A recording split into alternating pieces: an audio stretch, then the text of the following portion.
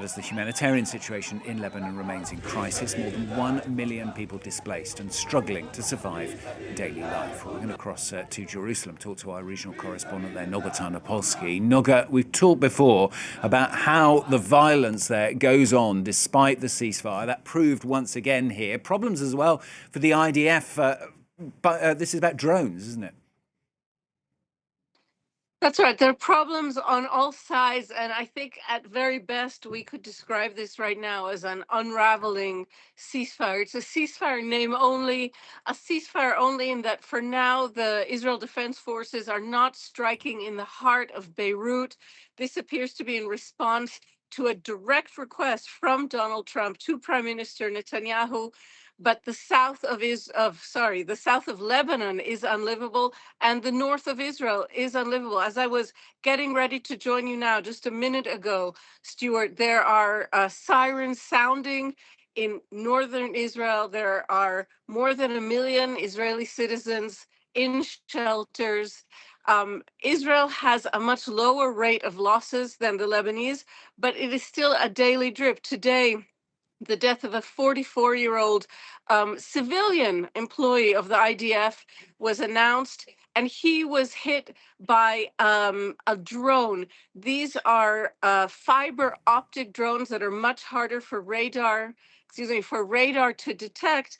And I have to say that one of many scandals exploding in the Israeli media space today is that it emerges that the head of the Israeli Army Operations Unit warned about these dangers, the dangers from fiber optic drones, a year ago, fully a year ago, in May 2025.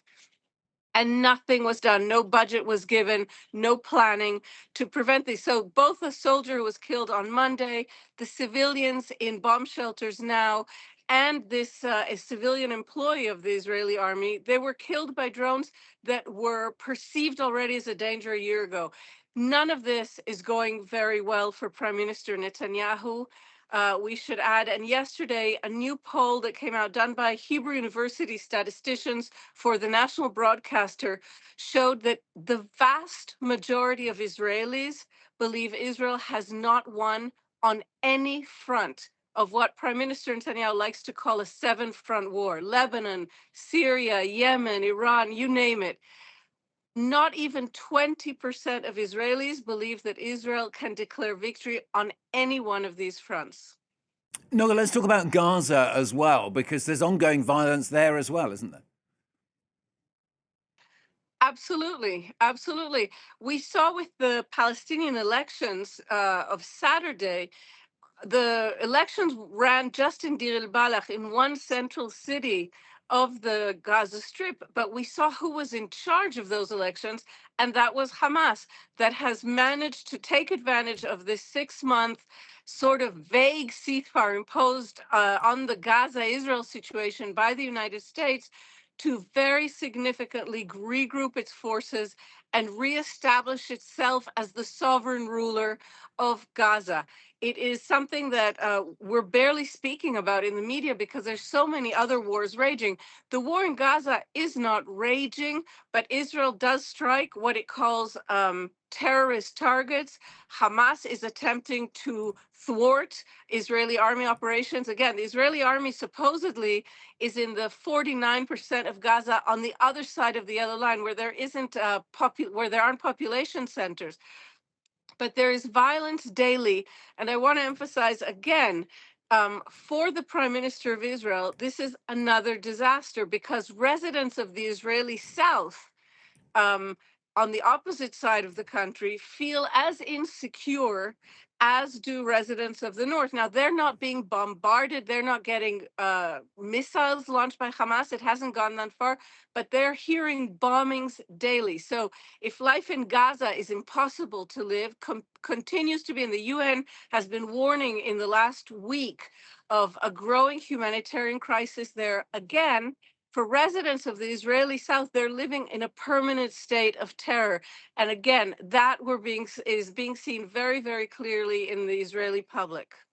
And finally, Noga, one other story to talk about today. The IDF is reporting a sharp rise in suicides amongst soldiers. That's right. In the last month, if I'm not mistaken, there were 13 suicides. Now, Israel's a small country. It's a country with a population of Switzerland, 10 million people, and the soldiers are conscripts. So when we say that Israeli soldiers are killing themselves at unprecedented rates, and the military authorities seem absolutely helpless in the face of this epidemic, what we're talking about are mostly 18, 19-year-olds, kids, high school graduates who were drafted into the army. And this touches on, again, another series of crises within Israeli society because the government, the Netanyahu government, has been protecting the ultra Orthodox sector, political partners of Netanyahu who don't serve in the army, who refuse, whose kids at the same age are considered criminals but are very rarely held responsible for their actions. So Jerusalem is blocked today by a huge protest by this sector of the community, ultra Orthodox Jews.